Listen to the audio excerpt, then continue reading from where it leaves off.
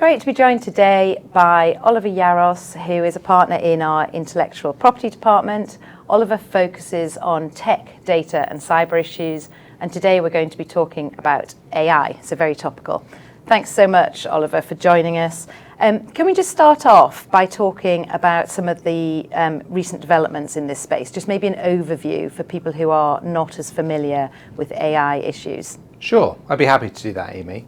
So I think a lot of companies are going through their technology and digital transformation journey, and AI is basically the next step, and it's a big step in that process. So at first you had a robotic process automation, which is basically about turning manual repetitive processes from human tasks to automatic tasks. So think back office processes like generating invoices or sending out payments for payroll. Now what you've got is artificial intelligence that is using training data to generate insights and make predictions about patterns they're seeing in data. And these technologies are creating content and other useful work product from that information. And the interesting thing about AI, whether it's predictive AI or generative AI, which is what everyone's been getting very excited about since November 22, is that AI can train itself from images or sound recordings or other information that you have. So that's been very exciting for a lot of people in different industries. So how has this technology then impacted into the workplace or the wider economy? So I think we're beginning to see quite an effect. Companies using AI and also deciding how they're going to plan to use AI in the future. I mean, companies have always looked at technology and data as a way to improve efficiency in their business, save money by reducing headcount, but also increase the quality of what it is they're doing. So whereas in the past companies might have engaged a service provider or outsourced something to reduce cost and do all these things with technology and data, what they're now thinking about doing is using AI to do that instead, because ultimately robots don't sleep and they don't eat.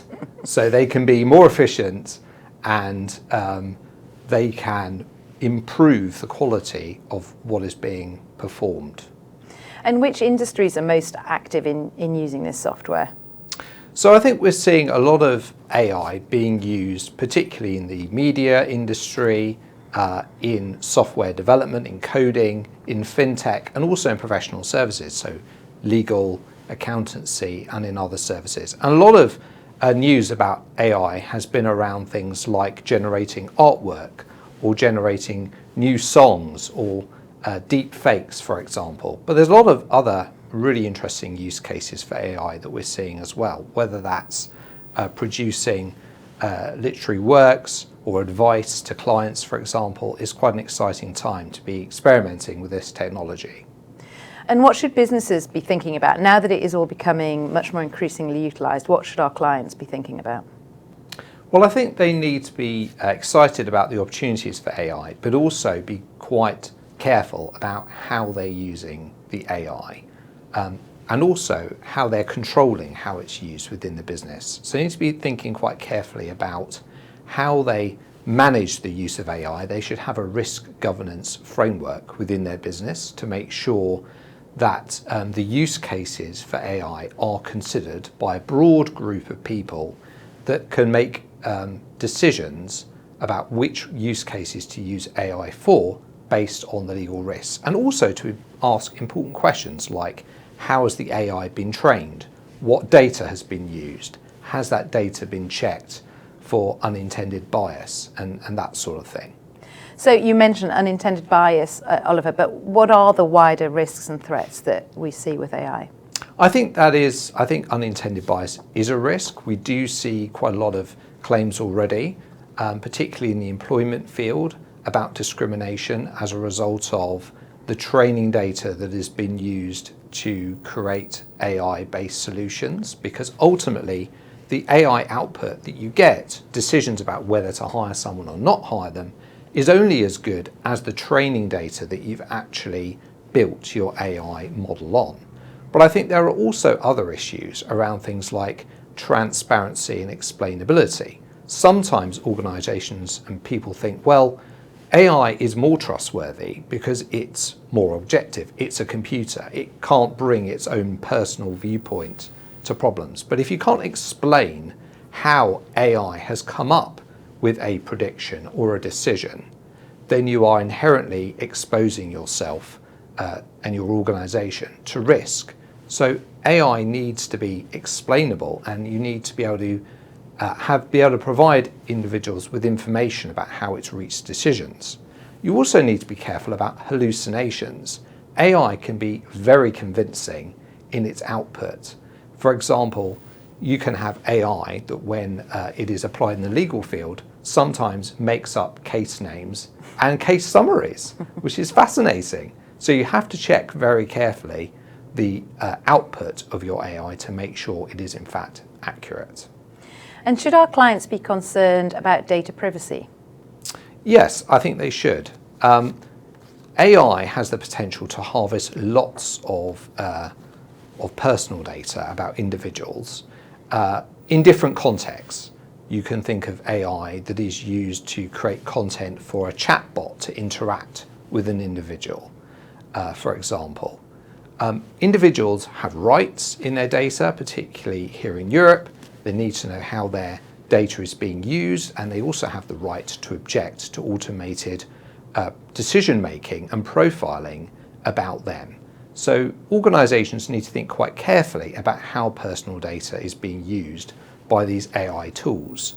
You also need to think about there's a potential cyber risk as well here. But threat actors can use AI technologies to convince people to reveal information about themselves, like employees in your business, using deep fakes. So there is also a big cyber risk here, as well as a data privacy risk. So taking that into account, what's the state of regulation then at the moment in this area?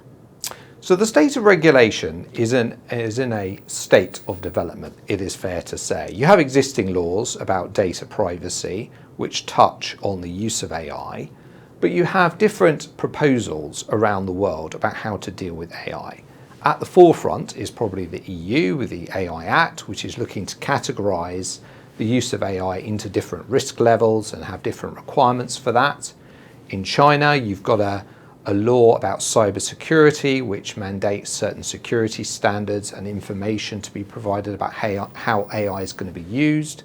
In the UK, and also it's been proposed by President Biden in the US, there's a proposal to have principles about how AI should be used, and potentially a more sectoral approach here in the UK. Obviously, the Prime Minister has announced a global AI regulation summit here in the UK in the autumn. So that should be exciting, and no doubt we'll see how AI regulation unfurls over the next couple of years and where things land. How do you expect to see the impact of this technology developing as we move forward? So I think, Amy, it's difficult to predict in the medium to long term what the implications for using AI are going to be in the workplace. But I think we're going to be able to do more with AI, actually, rather than, as businesses, do less. I think there will obviously be some cost savings that are achieved by businesses using AI. Businesses will become more efficient in the more manual tasks and repetitive tasks that they do currently on a manual basis. But I think what we're going to be able to do actually is use AI to do more, to give clients better insights, more in-depth advice about things that they really care about. So actually AI is going to probably improve the quality of work that we do and allow us to do more in less time, which will be the benefit of everyone, really, I think. And do you think, it's obviously a very quickly moving area, do you expect to see more disputes as a result? I think we can certainly expect to see more disputes. There have already been some very high-profile pieces of litigation brought by rights holders in images and other intellectual property against these companies that are offering generative AI solutions. Because ultimately, as I said earlier on, these AI solutions have to be trained on data in order to operate. And they might be trained on images, on sound recordings, on information in order to generate content. People own rights in those images and sound recordings and other pieces of intellectual property, whether it be artwork or other types of IP. So the rights holders in those are going to have a basis for bringing litigation against those people who haven't paid to use their IP or data for these reasons. And I think there's going to be a lot of litigation in that field. There's also going to be a lot of litigation potentially based on decisions that have been made using AI, whether that's in the employment space or whether that's in other areas. For example, the decision whether or not to give people loans or make other financial arrangements. That's really interesting, Oliver. Thank you so much. My final question for you today is, for our clients who are watching, what would be your key takeaways? So I think it's a time to be excited about the potential uses of AI, but I also think it's important to approach this in a sensible and perhaps slightly cautious way. I think all organisations need to have a risk governance framework to decide how they're going to use AI. They've got to think carefully about how the AI has been trained to make sure there are no unintended biases or discrimination that could result from the use of the AI. They've got to make sure decisions made using AI are transparent and explainable.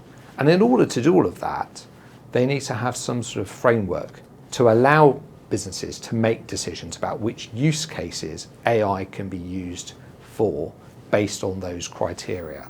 I think businesses also need to keep a bit of a watching brief about the regulatory developments in this area. There's a lot of evolution that's going to take place in the different legal systems that are going to be implemented in Europe, in the US, in Asia, and in elsewhere. They need to be thinking about how they're going to be able to react to those in a nimble way. And finally, I think it's important not to get locked into walled gardens. There are obviously quite a few providers of AI solutions out there. You can benefit by being an early adopter, but you can also potentially be at a bit of a disadvantage if you lock yourself into an arrangement with one provider.